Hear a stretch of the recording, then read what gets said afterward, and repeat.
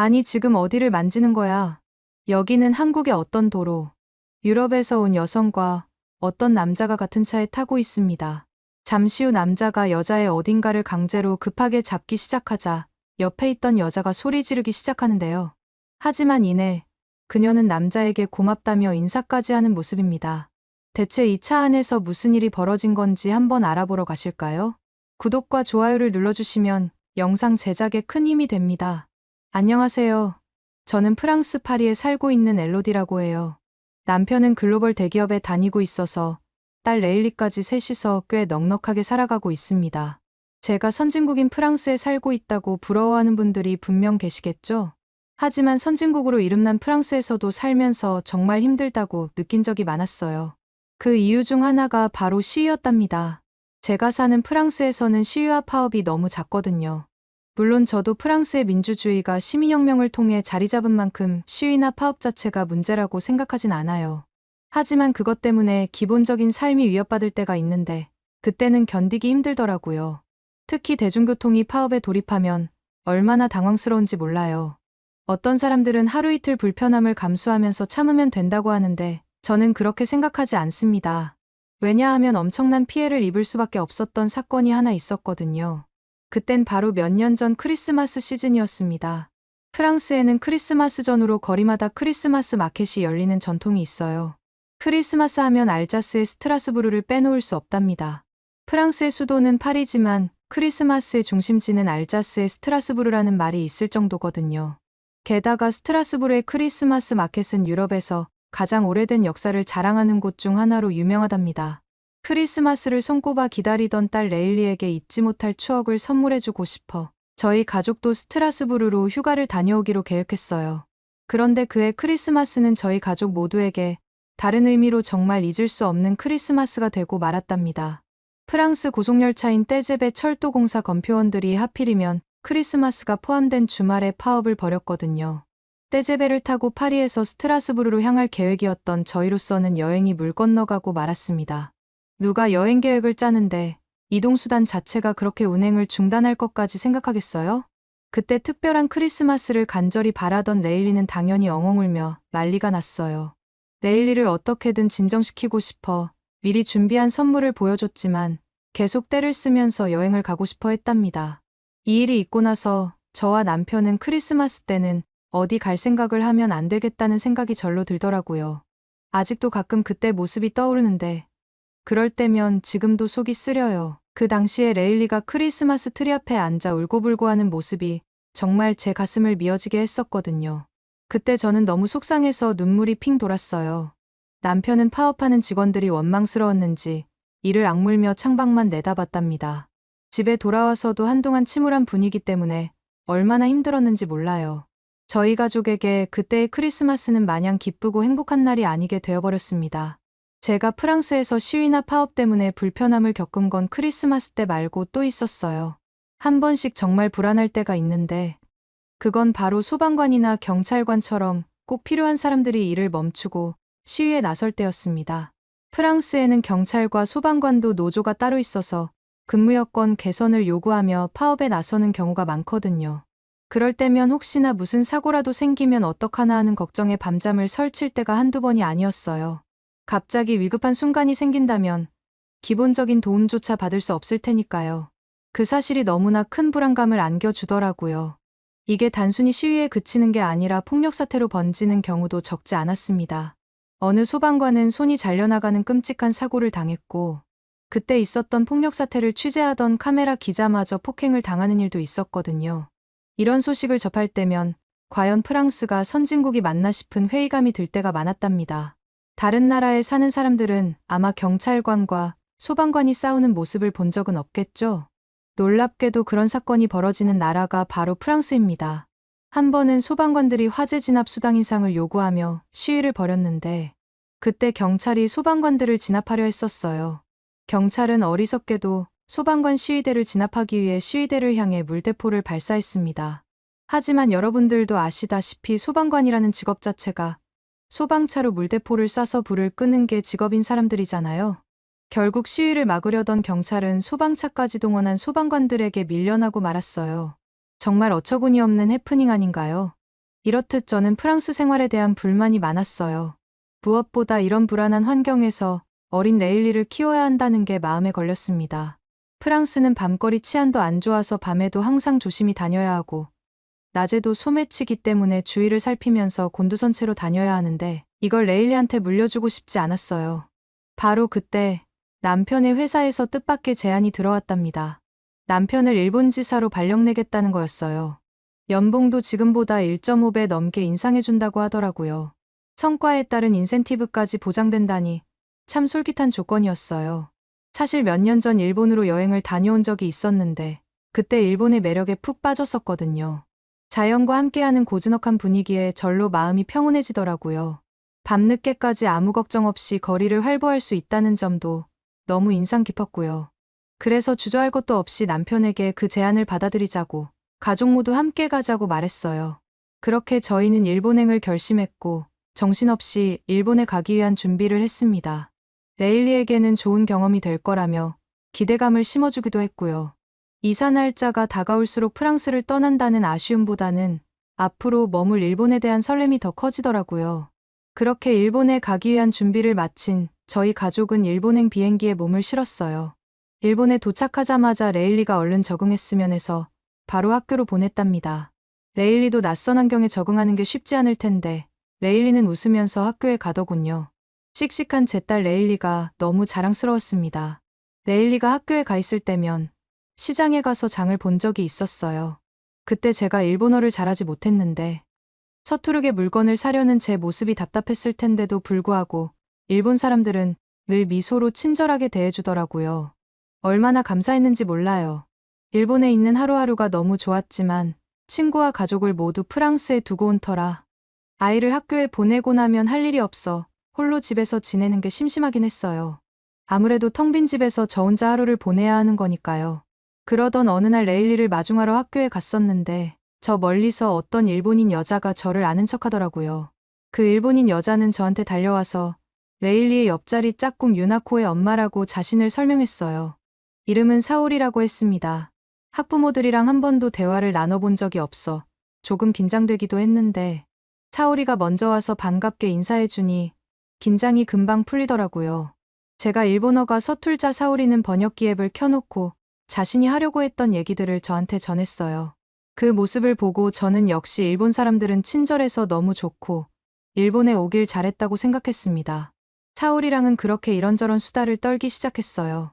애들 얘기하다 보니 공감도 많이 되고 너무 재밌더라고요. 그러더니 갑자기 사오리가 다음 주에 학부모회가 있는데 같이 가지 않겠냐고 하더군요. 아직 일본어를 할 줄 몰라 낯선 데는 가기가 좀 그랬는데 어떻게 해서든 엄마들이랑 잘 어울려야 레일리도 학교에 적응을 더 잘할 것 같아서 사오리에겐 너무 좋다고 꼭 가겠다고 했습니다. 처음 간 학부모회, 조금 떨리고 설레는 마음으로 카페로 들어갔어요. 다행히 엄마들이 다들 저보고 반갑다고 해주시더라고요. 일본말을 하지 못하는 저를 위해 모두 다 번역기 앱을 켜서 말을 해주는 게 고마웠어요. 서로 휴대폰 번역기를 보면서 웃고 떠드는 게 어색하면서도 재밌었습니다. 그날을 계기로 할 일 없던 저한테는 학부모회가 일본살이에 낙이 됐어요. 아이 얘기로 수다 떨고 육아 정보도 주고받다 보니 어느새 학부모회의 단골이 됐습니다. 그런데 어느 순간부터 뭔가 이상한 느낌이 들기 시작했어요. 가끔 저를 빼고 다른 엄마들끼리만 쑥덕거리는 것 같았거든요. 제 눈을 마주치면 멋쩍게 웃기는 하지만 썩 편해 보이진 않더라고요. 그래도 기분 탓이겠거니 했어요. 그렇게 친절했던 일본인들이 저한테 그럴 리가 없잖아요.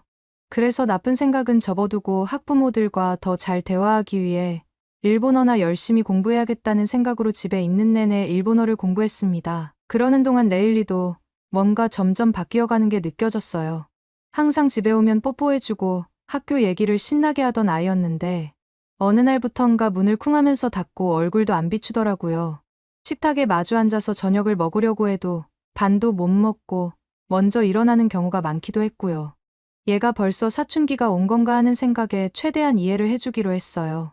하지만 레일리의 상태는 점점 심각해졌고 결국 레일리를 앉혀놓고서 얘기를 들어봐야겠다는 판단이 들었죠.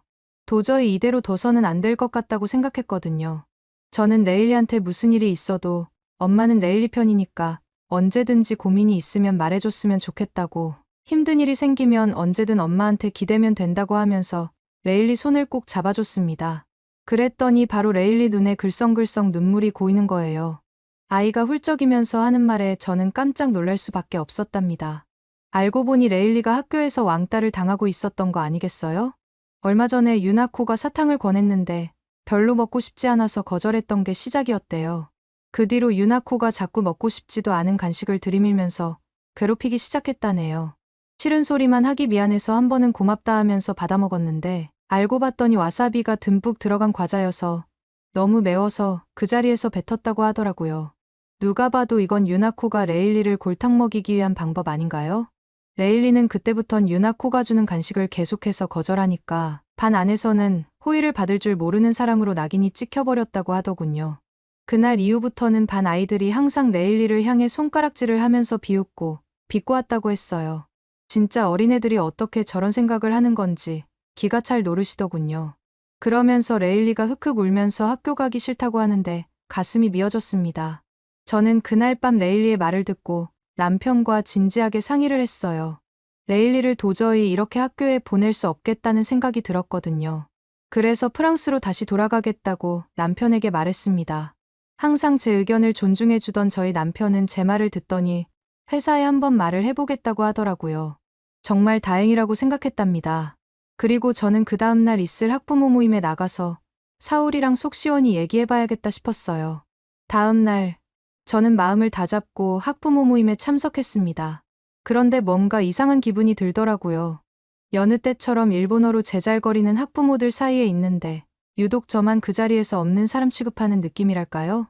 평소 같으면 그냥 넘어갔을 텐데 요즘 일본어 실력이 꽤 많이 늘어서인지 귀에 들리는 말들이 신경 쓰이기 시작했어요. 이때까지 설마 했었는데 무슨 내용인지 자세히 들어보니 지금 하고 있는 얘기도 저에 대한 얘기더라고요. 학부모들은 저를 빤히 쳐다보면서 도대체 일본어도 못하면서 왜 이 자리에 꾸역꾸역 나오는지 모르겠다고 한마디씩 하고 있었어요. 사오리는 저를 보면서 살살 웃으면서 제발 좀 꺼져줬으면 좋겠다고 하더라고요. 게다가 사오리는 요즘 레일리 때문에 유나코가 매일 집에 와서 엉엉 우는데 자기 마음이 찢어진다고 했어요. 주변에 있던 학부모들은 사오리를 위로하면서 저한테 서양물만 먹으면 다인 줄 아는 저런 여자는 여기에 발도 못 들이게 해야 된다고 제 앞에서 대놓고 모욕적인 말들을 쏟아내고 있었던 거 아니겠어요? 특히 그 중심에 유나코 엄마 사오리가 있다는 사실에 충격을 받을 수밖에 없었습니다. 믿을 수가 없었어요. 제가 얼마나 사오리를 믿었는데요. 심지어 딸아이 문제로 좋게 끝내고 싶어 상담하려고 했던 상대였으니까요.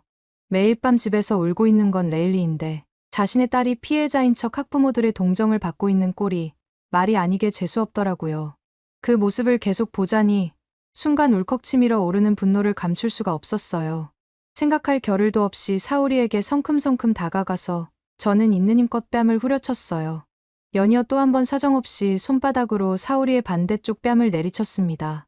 레일리를 왕따시켰던 것과 제 앞에서 저를 대놓고 욕한 대가라며 일본어로 딱 잘라 말했어요. 지금까지 이런 식으로 앞에서 욕하는 게 재밌었냐면서 한 번씩 째려보자 다들 눈을 사리더군요. 그때는 정말 너무 화가 나서 온몸이 얼마나 부들부들 떨렸는지 모른답니다. 제가 그렇게 소리 지르자 순간 주위가 조용해졌고 모두가 놀란 눈으로 저를 쳐다보고 있었어요. 하지만 전 아랑곳하지 않았어요. 다시는 너네 같은 미개한 인간들과 상종하지 않겠다는 말을 남기고선 단호하게 그 자리를 박차고 나왔습니다. 가슴이 답답해서 미어 터질 것 같았어요. 제가 알던 일본의 실상이 이거였다니 정말 믿기지 않았습니다. 그동안 어쩜 일본인들은 그렇게 티 안 나게 가식을 부릴 수 있었던 건지 다시 생각해도 어이가 없더라고요. 집에 돌아와서는 남편 품에 안겨 한참을 울었어요. 그러다 문득 남편 얼굴을 들여다봤습니다. 어쩐지 남편도 울적해 보이더라고요. 알고 보니 남편도 회사에서 비슷한 일을 겪었더군요. 일본인 거래처 사람과 회의를 했는데 약속했던 회의 시간이 지나자마자 바로 남편에게 집요하게 차를 권하는 바람에 당황했던 적이 있었다고 하더라고요. 남편은 그 일본인이 친절해서 계속 주는 차겠거니 하고 물리는데도 계속 받아먹었다고 했어요. 나중에서야 직장 동료한테 들었는데 일본인이 그렇게 행동하는 건 여기서 좀 빨리 자리를 떠나라는 신호였다는 걸 알게 됐다고 하더라고요. 동료에게 그 말을 전해 들은 남편은 친절인 줄 알았던 게 모두 다 가식인 껍데기뿐이라며 허탈해했습니다. 남편은 일본인들은 앞에서 상대방을 생각해 주는 척 웃으면서 행동하지만 그 사람이 자리에만 비면 바로 그 사람을 까내리기 바쁘다고 일본인들은 정말 앞과 뒤가 너무나도 다른 사람이라고 설명했어요. 그 말을 듣는 순간 남편 심정이 오죽할까 싶었어요. 저도 지금 그 마음을 누구보다 잘 알고 있으니까요. 그날 밤 저희 부부는 한참을 이야기했어요. 앞으로 어떻게 할지 새벽이 될 때까지 토론을 했습니다. 결국에는 결론이 한 가지밖에 없겠다는 생각이 들더군요. 더는 일본에선 살 수 없다는 거였습니다. 겉과 속이 다른 사람들과 더 이상 함께할 자신이 없었거든요. 남편은 다음날 회사에서 강하게 프랑스행을 요청했고 저희는 짐을 꾸려 다시 파리로 돌아올 수 있었어요. 앞으로는 정말 일본은 다시는 쳐다도 보지 말자 싶더라고요. 그렇게 프랑스에서 일상을 보내고 있던 어느 날 남편이 한국 출장 제안을 받았대요. 저는 남편이 저한테 그 말을 전하는 거에 대해서 깜짝 놀랐습니다. 일본에서 그런 일을 겪고도 아직도 정신을 못 차렸나 싶었거든요. 하지만 남편은 한국이 일본과는 전혀 다른 분위기라며 저를 설득하기 시작했어요. 치안 걱정 때문에 프랑스 말고 다른 데서 살고 싶어 했던 거 아니냐고 같이 한국에 가보자고 설득하는 눈치였습니다. 전 단호하게 거절하면서 두 번 다시 아시아권에선 살고 싶지 않다는 뜻을 분명히 밝혔어요. 그렇게 가고 싶으면 혼자 가라는 식으로 아예 못을 박아버렸습니다. 그랬더니 남편은 포기하지 않고 자기가 먼저 1년 정도 살아보고 괜찮으면 가족을 데려가겠다더군요. 이해는 가지 않았지만 어차피 한국도 일본처럼 똑같을 거고 남편도 한국에 갔다가 오래 지나지 않아 금방 프랑스로 다시 돌아올 것 같아서 남편 뜻대로 하라고 말을 했습니다. 다음 날 남편은 주재원 신청서를 제출하고 돌아왔어요. 기어코 한국으로 가는 남편을 배웅하면서도 마음 한구석이 찜찜했어요. 과연 남편이 한국에 가서 무사히 지낼 수 있을까 걱정이 되는 건 어쩔 수 없었거든요. 그렇게 의도치 않게 남편과는 장거리 부부가 되었답니다. 처음에는 남편이 옆에 없어서 서운하고 허전했어요. 하지만 남편이 한국에서의 삶을 금방 포기하고 오겠거니 해서 그렇게 속상하지는 않았습니다. 그런데 남편이 한국에서 보내는 시간이 길어질수록 남편의 목소리에는 들뜬 듯한 느낌이 들기 시작했어요. 전화를 할 때마다 한국 칭찬을 한없이 늘어놓는 걸 보면 무척이나 만족스러워 보였거든요. 그렇게 제 생각과 다르게 시간이 흘러 어느덧 남편을 보낸 지 1년이 흘렀어요. 어느 날 남편이 전화와서 진지한 목소리로 제안을 해왔습니다. 그렇게 한국을 못 믿겠다면 주재원 기간 동안 계속 있는 게 아니라 1년 동안만이라도 한국에서 함께 살아보면 어떻겠냐고 말이에요. 일본에서처럼 좋지 않은 일이 생기면 자신이 책임지고 해결해주겠다고. 그 후엔 다시는 프랑스 외에 다른 나라로 가자는 얘기를 하지 않겠다고 약속하면서 간곡하게 저를 설득하는 거예요. 사실 1년 내내 남편을 통해서 한국의 장점을 귀에 딱지가 않도록 들어온 터라 이제는 저도 모르게 한국에 가서 살아보는 건 일본과는 다르게 좋은 경험이 될 수 있겠다는 생각이 들더군요. 그래서 못 이기는 척 남편의 제안을 받아들이기로 했습니다. 저는 최대한 빨리 짐을 꾸려 레일리와 함께 한국으로 향하는 비행기에 올랐습니다. 그렇게 저는 한국에서의 일상을 살아가기 시작했어요. 그런데 어느 정도 한국에서의 생활이 적응이 되어갈 무렵 남편이 꼭 해야 할 게 있다면서 절 불쑥 주차장으로 데리고 가는 거 있죠. 알고 보니 레일가 다닐 국제학교까지 집에서는 좀 거리가 있어서 제가 매일 태워다 줘야 할 것 같다며 한국에서 운전을 배우라는 거였습니다. 그러더니 어느 순간 현대 브랜드의 전기차를 제 앞에 떡하니 세워놓고는 이게 저희 가족의 새 차라는 거 아니겠어요? 이렇게 좋은 전기차가 저희 차라니 정말 깜짝 놀랐답니다. 사실 저는 프랑스에서도 늘 운전을 해왔기에 새삼 한국에서 다시 배울 필요가 있나 싶었어요. 그런데 남편은 프랑스에서의 운전과 한국에서의 운전은 하늘과 땅 차이라며 한국의 좁은 길과 복잡한 교통 상황과 신호를 다시 배워야 한다며 우기더군요. 남편은 저한테 한국에서는 프랑스와는 비교도 못할 정도로 차가 많으니 그 실력 그대로 한국에서 운전을 하려고 하면 사고 내기 딱 좋다고 하더라고요. 그러면서 처음부터 다시 시작하는 마음으로 운전 연습해보자는 거 아니겠어요? 남편의 말이 무슨 뜻인지 잘 이해가 되지 않아서 못 믿겠다는 눈치로 남편을 쳐다봤어요.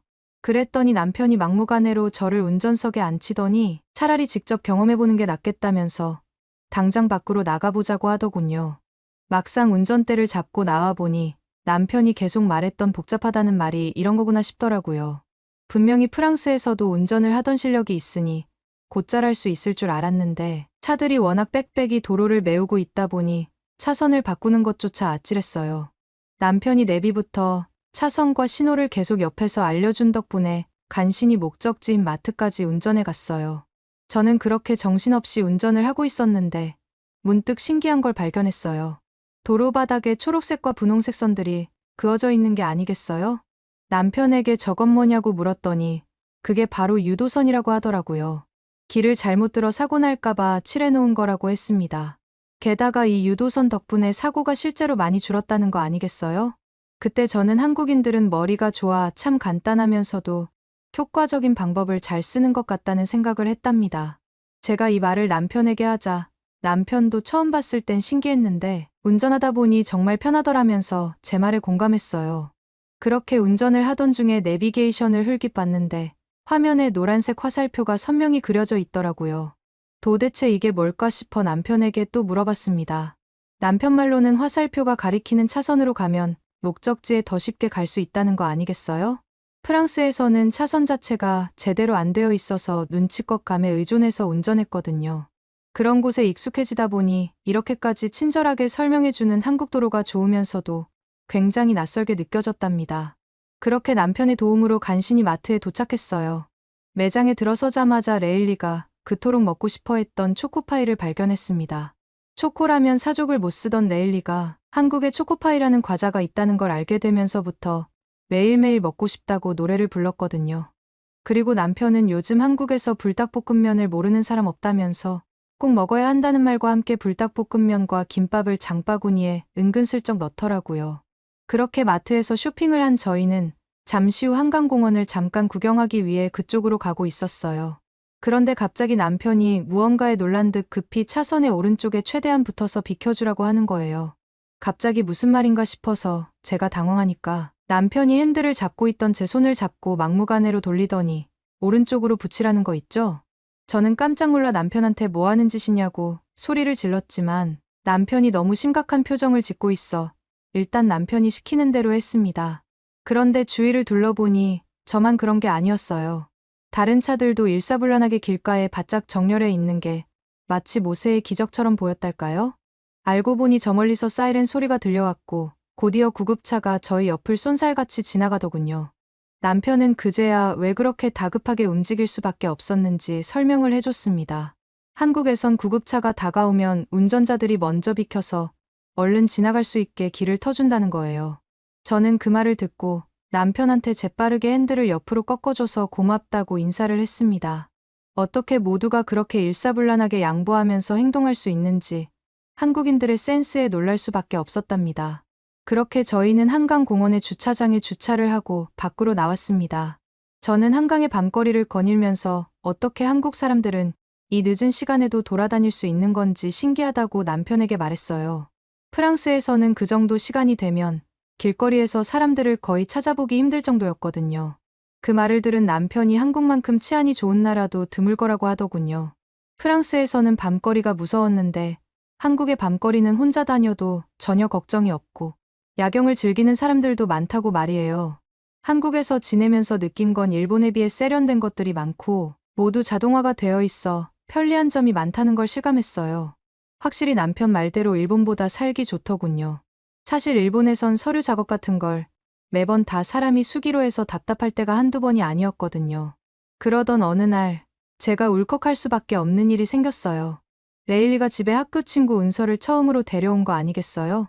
프랑스에서도 레일리는 학교 친구를 한 번도 집에 데려온 적이 없었는데 한국에서는 오자마자 친한 친구가 생겼다며 집에 데려오니 정말 놀랄 수밖에 없었어요. 레일리는 은서가 가장 소중한 친구이고 학교에서 적응을 잘할 수 있도록 많이 도와준 친구라고 제게 소개했습니다. 일본에서보다 훨씬 잘 적응하고 있는 레일리를 보면서 한국에 오길 정말 잘했다고 생각했어요. 그래서 저도 우선 한글부터 배워서 학부모 모임에도 참석해 봐야겠다는 생각을 했답니다. 딸아이 학교 생활에도 더욱 관심을 갖고 소통하고 싶거든요. 그나저나 레일리를 잘 챙겨주는 은서가 고마워서 작은 선물이라도 주고 싶은데 어떤 선물을 주면 좋을지 추천해 주시면 감사하겠습니다. 오늘의 사연은 어떠셨나요? 오늘의 사연이 마음에 드셨다면 구독과 좋아요를 눌러주세요.